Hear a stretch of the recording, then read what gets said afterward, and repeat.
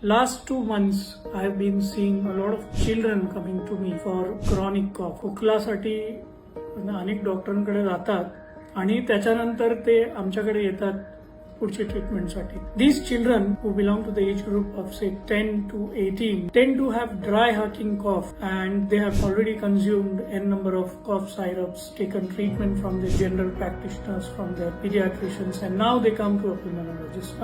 It is my great anguish that I realize when these children are checked thoroughly by us, we find that their throat is congested. They have huge strawberry-like tonsils and adenoids. त्यांची tonsils आणि adenoids सुजलेले असतात आणि त्याच्यामुळे त्यांना खोकला येत असतो आणि त्यांना अस्थमाची ट्रीटमेंट, त्यांना ब्रॉन्कायटिसची ट्रीटमेंट चालू असते. These children, poor chaps, are actually suffering from severe tonsillopharyngitis, and once these children are treated for their tonsillitis and adenoid, they do very well and their cough subsides and they don't need any treatment for asthma. Well friends, few children do need tonsillectomy and adenoidectomy by ENT surgeons.